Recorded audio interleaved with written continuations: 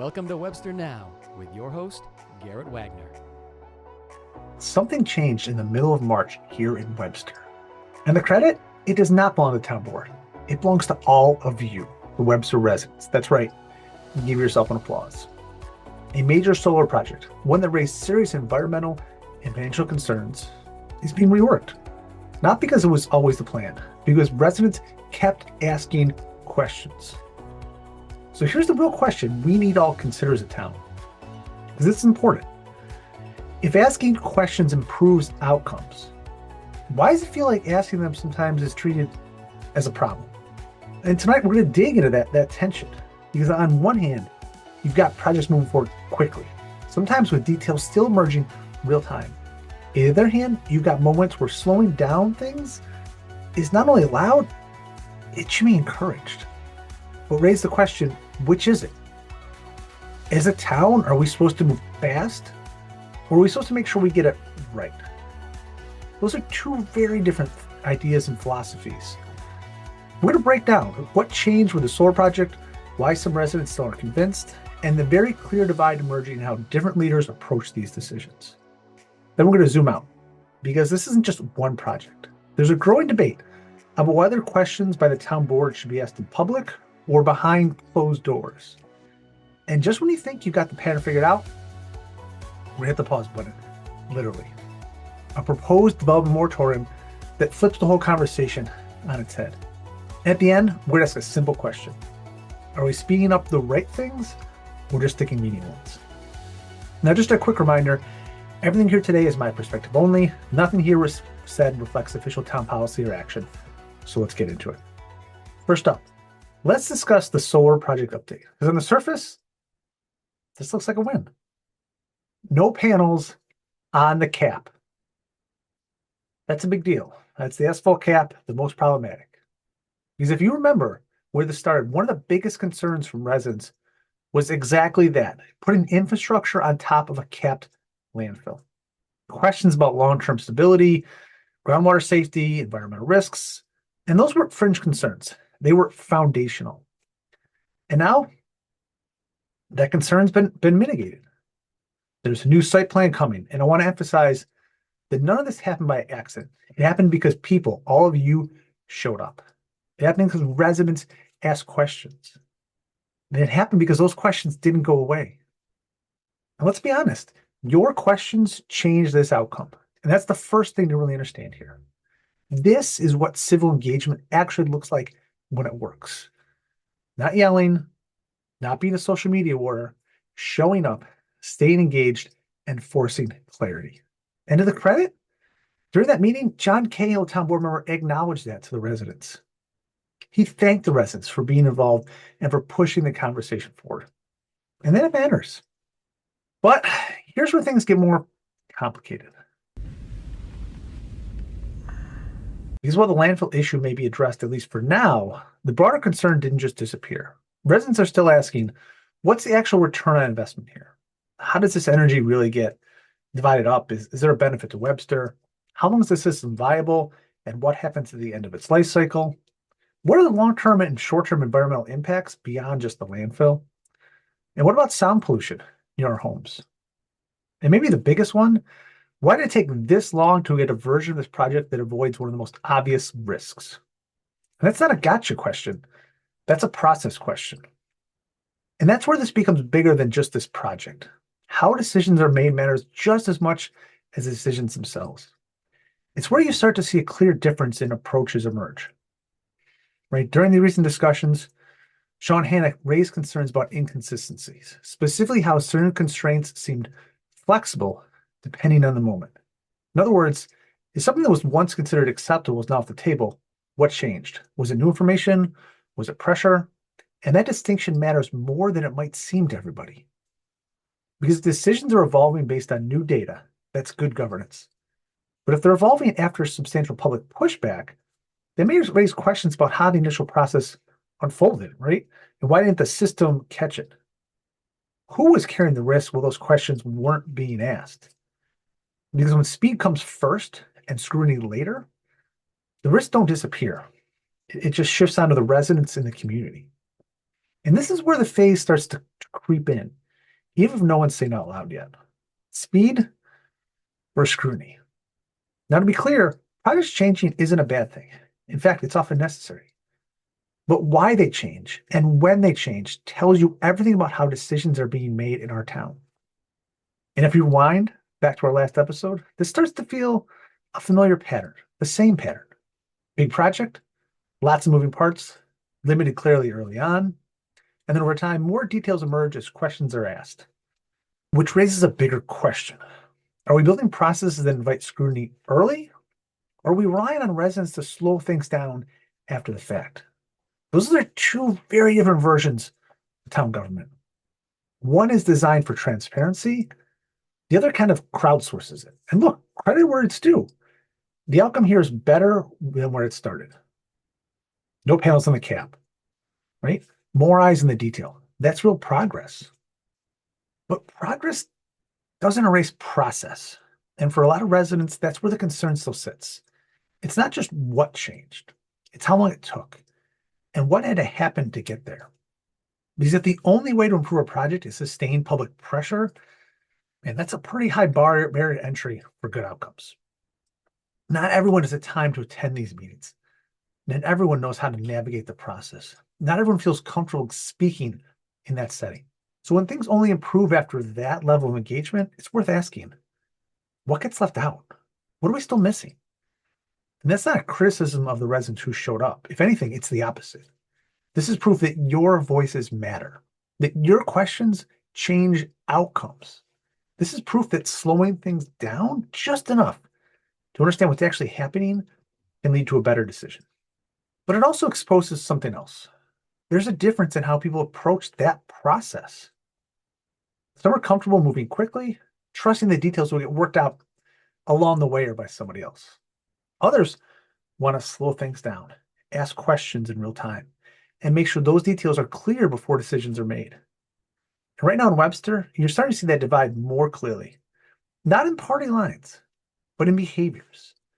And that's the lens we're to talk about more and more tonight, because this isn't just about solar panels. It's about the decision process in our town. And whether that process protects residents, that's you, or puts more risks on them. Is moving fast helping or quietly becoming the problem? If you've been following this project, or even this is the first time you're hearing about it, this is your reminder.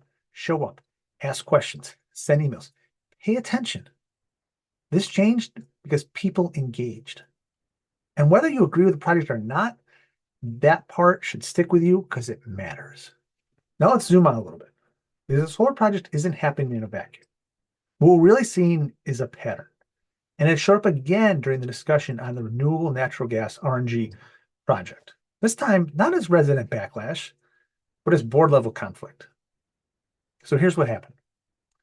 A resolution came forward, which is a procedural step to move the project along, called the secret determination. On paper, it's pretty standard. But during that discussion, something new came up. Some confusion about additional buildings tied to the project that were not clear they were part of the earlier conversation. And that's where things shifted. Town board member John Cahill raised the concern. Why are we just hearing about this now? Right? Fair question. Because if you're evaluating a project, new physical structures aren't exactly a minor detail. That's not a footnote. That's part of the core scope. But instead of that moment leading to a deeper public discussion, the reaction goes in a different direction. Nick Hunter, fellow board member, pushed back, not on the question itself, on why or where it was being asked. The argument? These kind of questions should be handled offline, behind the scenes, before the meeting. And now they're not debating the project anymore. There was some conflict between the two there. And that's the key shift here, right? How decisions are made matters just as much as the decisions themselves. Should questions be asked publicly where residents can hear them, understand them, and react to them? Or should everything be handled privately behind the scenes? And so that everything just moves faster. And that's the fork in the road. And depending on how you answer that, you get two different versions of local government. Version one means they're efficient, clean, and streamlined. Decisions move quickly because most of the discussion already happened somewhere else or didn't really happen. Version two Meetings are messier and slower at times.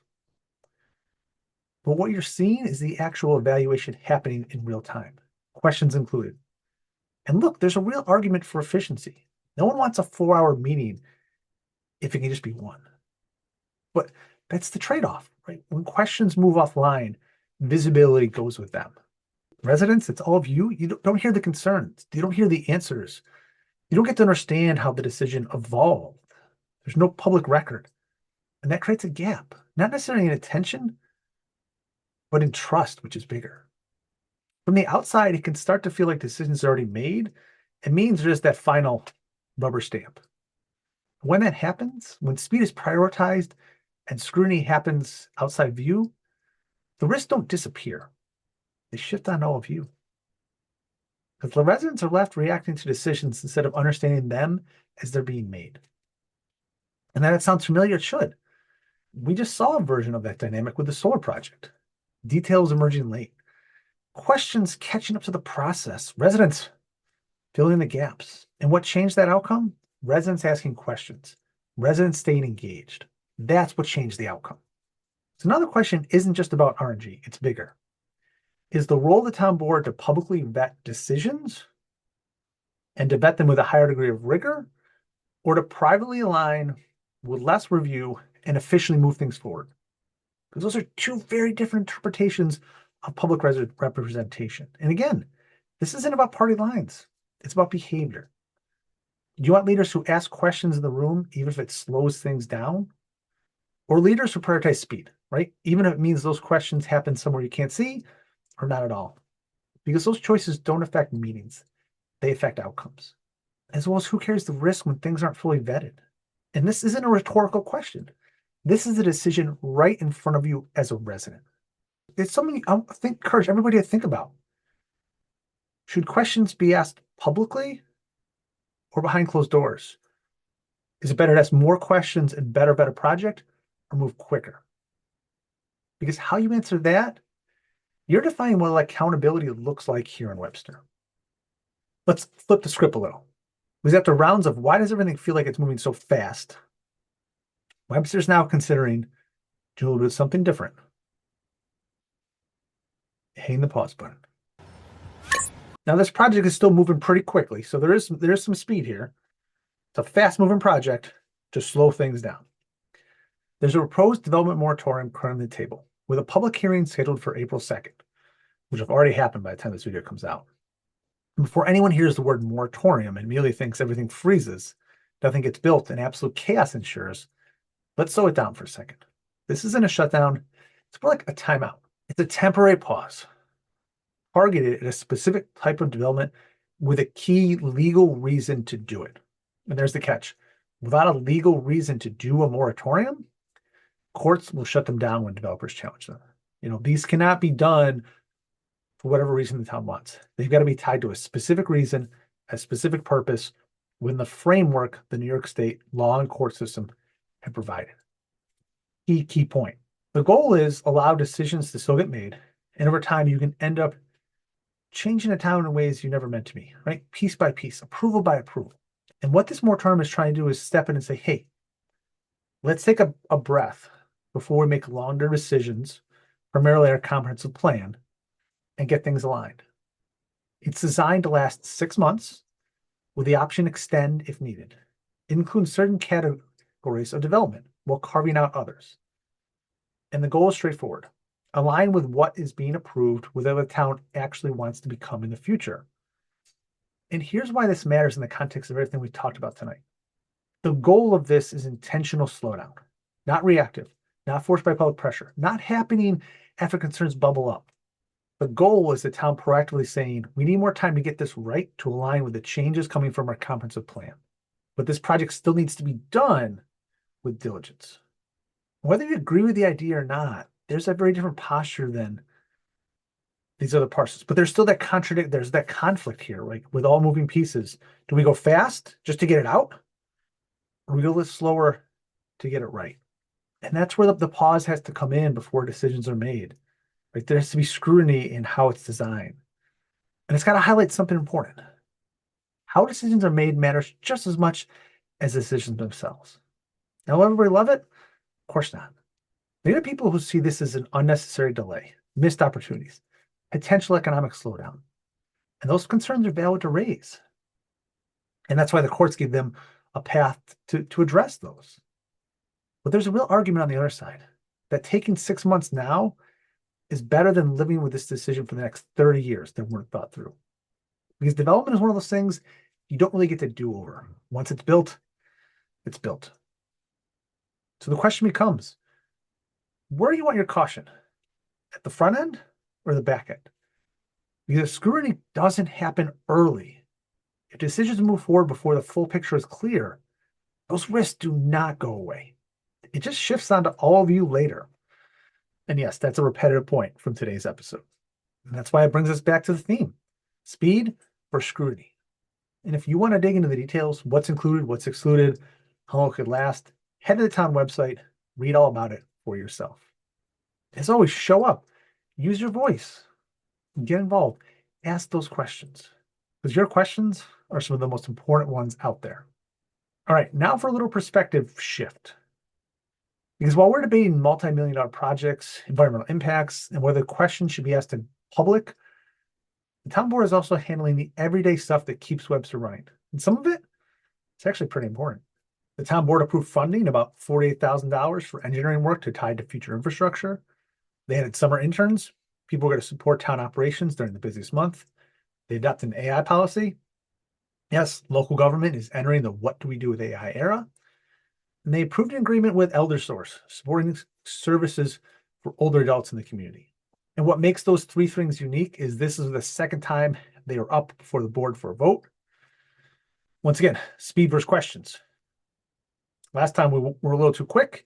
We'd ask questions, they were back. Luckily, all three passed the second time around. Now, some of the biggest, most complex projects we've talked about tonight, those are the ones that can feel like they're moving at warp speed. And it creates a weird imbalance. And it's like we're triple checking the grocery list while fast tracking the house renovation. And again, this isn't about saying one should be rushed, the other should be slowed down. It's consistency, it's process. It's not about party, it's about the people doing the work. Because if scrutiny matters, and it does, then it should scale with complexity. Bigger decisions, more questions. Longer impact, more transparency. Not the other way around. Because how decisions are made matters just as much as the decisions themselves. And this is where that idea of speed government starts to feel a little selective. Fast when it's big, fast when it's small. Slow down on a second time around. Which, if you're a resident watching all this, can feel a little backwards. Now, to be fair, routine items just don't always get attention. They don't draw crowds, they don't spark controversy, but they matter. Because this is the foundation for how it actually functions day to day. And maybe that's the takeaway here. It's not about how fast or slow decisions are made. It's about whether that speed actually makes sense based on what's at stake. And when there's enough scrutiny built in before decisions are made, or if residents are left asking questions after the fact to catch up, it's hard because we've already seen when residents ask questions, outcomes can change. And right now, it doesn't feel like the system is set up that way from the start. And that's not in the best interest of you, the resident. All right, let's take a breath and bring this back to something a little more fun. Because while all those decisions we've been talking about matter, and they do, they ultimately tie back to one thing. What does it feel like to actually live here? And this is a perfect example of that. Coming up, just a short drive from Webster, the Seneca Park Zoo, amazing, is hosting a full lineup of family events. We're talking about brunch with the bunnies on April 4th and 5th. Yes, actual brunch with actual animals, which you got kids, huge win. There's the egg extravaganza on April 4th.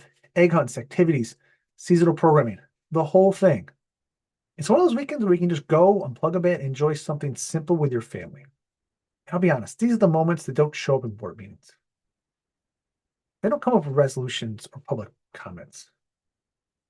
They're the reason these meetings matter and our community matters. Because whether it's the Seneca Park Zoo, the BID, the YMCA, or many other great organizations in town that have events, it's part of our community coming together. When we talk about development, plan, and infrastructure, all of that, it's easy to get stuck in the details, but the goal isn't the process. The goal is this: having places to go, things to do, and a community that feels alive, connected, and enjoyable to be a part of. And that's where this episode comes back full circle. Because whether we're moving fast or slow, whether decisions are happening in public or behind the scenes, all of it shapes what Webster looks like and feels over time. So yeah, go to meetings, ask questions, stay engaged, but also take advantage of what's here. Bring your kids, meet other families, be part of the community outside of the serious stuff. Because no matter what you're looking to do on this weekend, there's amazing stuff to do in our town, in our community. Because building a better Webster isn't just about policy. It's about moments like this too. So here's where all this lands. But it wasn't really about solar or RNG or even moratorium. It's about something underneath it all. How those decisions made in our town. Because how decisions are made matters just as much as the decisions themselves. And so many of those times, those decisions aren't based on Republican or Democratic values. They're people doing the work. And we saw this week in Webster as a town trying to figure out its balance. When residents ask questions, things change. When scrutiny is applied, projects improve. And when we intentionally slow down, we create space to actually get things right, which isn't a bad thing. Let's be clear about that. Your questions change outcomes, but at the same time, there's still tension. Moments where things move quickly, moments where questions feel like friction instead of part of the process. Moments where it's always not clear if speed is helping or just happening. But here's why that matters. When speed comes without scrutiny, the risks do not disappear. It gets passed to you.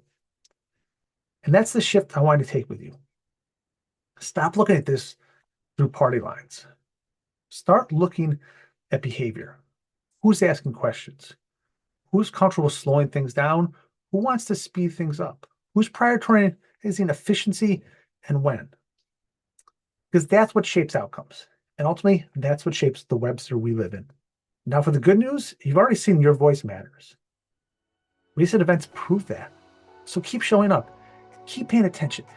Keep asking questions. Because that right balance between speed and scrutiny doesn't just happen. It's built with resident accountability.